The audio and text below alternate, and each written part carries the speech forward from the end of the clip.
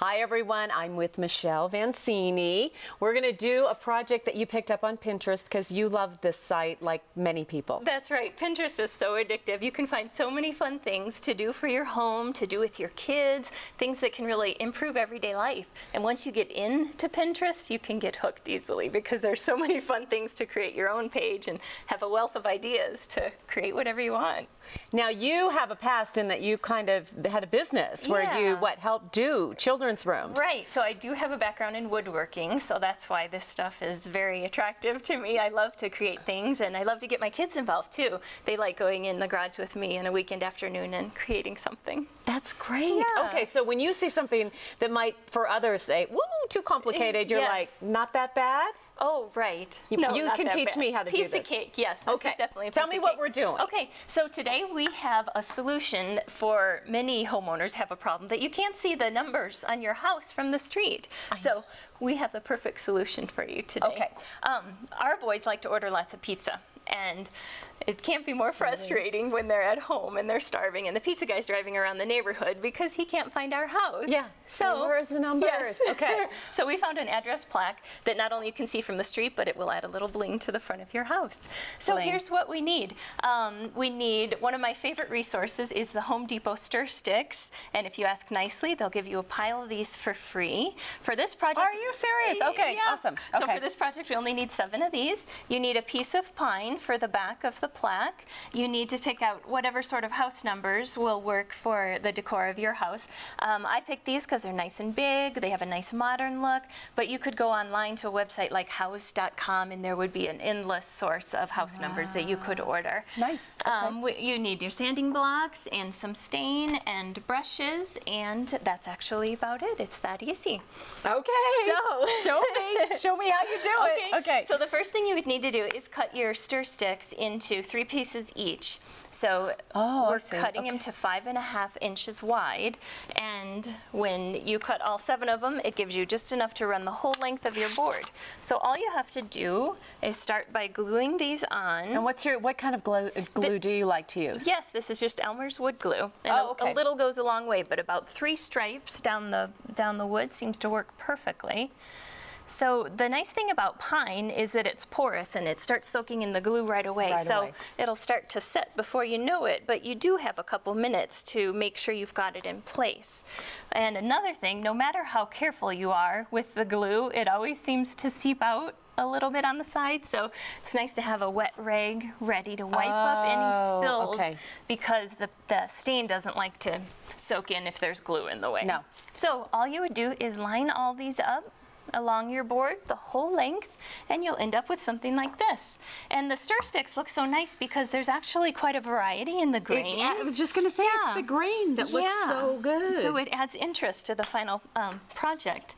So once you have them all glued on, let it set for about an hour, and then you'll just want to go ahead and sand the sides and the top and the bottom, sand the whole perimeter of the piece, and then go ahead and sand along the grain of the wood too to get a nice smooth finish. Nice finish, okay. So the next thing you want to do is go ahead and place your numbers. I've already started drilling a couple of the holes, but I wanted to show you that the nice thing with pine is that all you have to do is get your numbers set in place. And here's where the stir sticks actually come in handy again. You can use these to get them centered on the board. So you don't even really have to measure this. I was going to say, this doesn't require a lot of math and rulers and everything else. No, it really doesn't. They're just spaced about 1 inch apart for the numbers. So the nice thing about pine, like I was saying, is that you can push down once you have them in place, and it'll leave an indentation where these screws were. So all you have to do is make a little pencil mark for each of the holes, and then we will go ahead and get out the power tool. With the drill.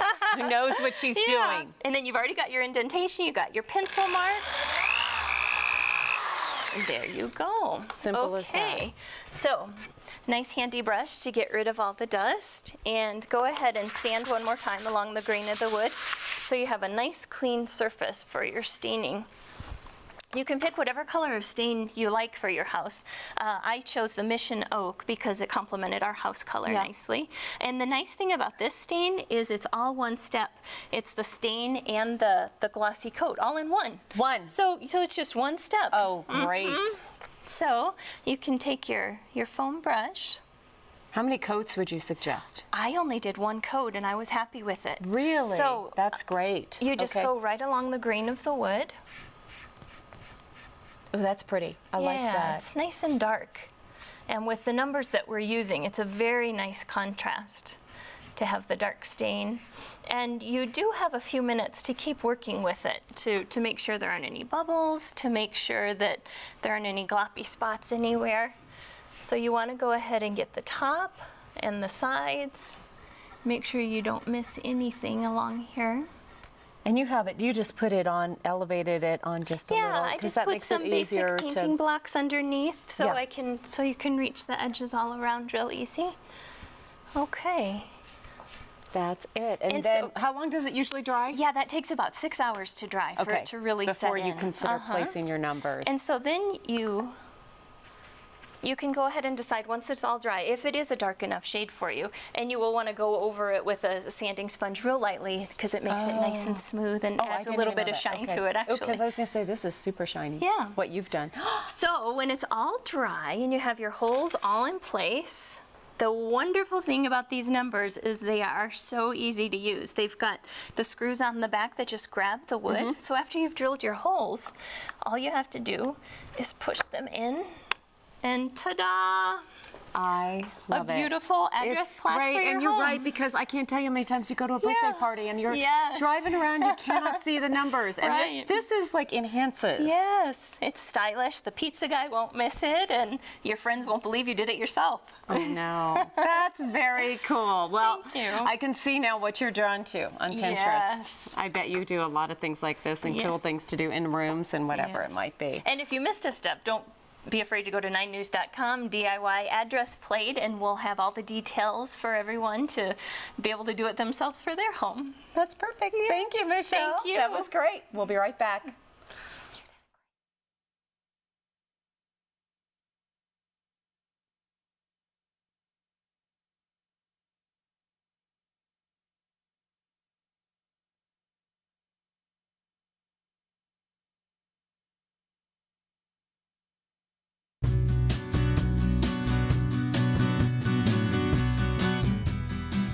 And welcome back. I'm Michelle Vancini.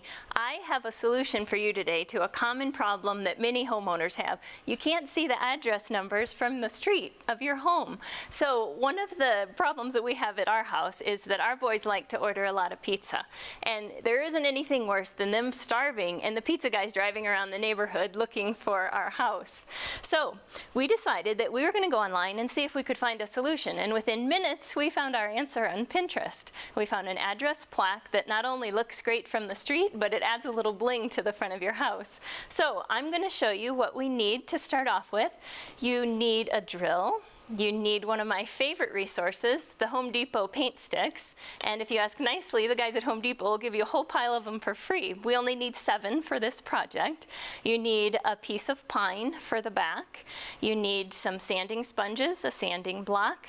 You need to pick out the numbers that you feel matches the design of your home. We just picked these up at the hardware store because I was trying to be thrifty, but you could go online to a website like house.com and they would have an endless number of numbers for you to choose from.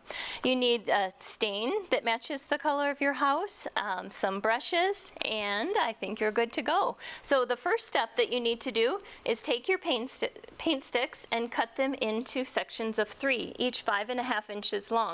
You can use whatever sort of saw you have handy at home, a miter saw, a jigsaw, and you go ahead and start gluing them to your backing. I chose pine for the back of the plaque because it's the same type of wood as the paint sticks actually, so when it's stained it looks great together. So you go ahead and put about 3 stripes of glue on the back, which is enough to hold it strongly in place. The nice thing about pine is that it absorbs the glue very quickly, so you don't have to wait long for this to set in. A little bit more glue on here. And even no matter how careful you are with the glue, it always seems to spill out a little bit on the side. So it's always good to have a wet rag handy to clean up all your messes, because the stain sure won't sink in when there's glue in the way. Okay, so once you get the whole board covered with your paint sticks, it'll look something like this. And actually, the variety of the wood grain in the paint sticks only adds to the interest of the plaque. Now, what we need to do is line up the numbers. This is actually very easy because we don't need to even measure this. And this is where the paint sticks come in handy once again. They just happen to be the right size for this, if you put one on either side, your numbers are perfectly centered on your plaque. So what I did was space them out about 1 inch each. And another nice thing about pine is that it's a soft enough wood that you don't even have to use a ruler for this. Once you get them in place, if you push down on the numbers, it will actually leave an indent in the wood.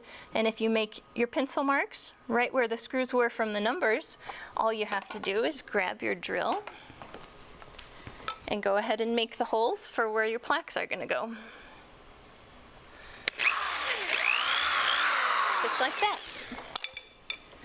You want to go ahead and drill all the holes before you begin your staining process. After you get all the dust out of the way, it's a good idea to go ahead and sand off any extra wood chips from drilling the holes. And it's best if you go along the grain of the wood, so it's a nice and smooth finish when you're all done. Get rid of any excess dust. So you have a nice smooth surface for staining. Now we chose Mission Oak, but you can choose whatever color you think will best complement your house. And the nice thing about this stain is it actually is just a one-step process because it has the gloss mixed in with the stain. So if you go right along the grain of the wood, you have a couple minutes to work with the stain before it starts to dry.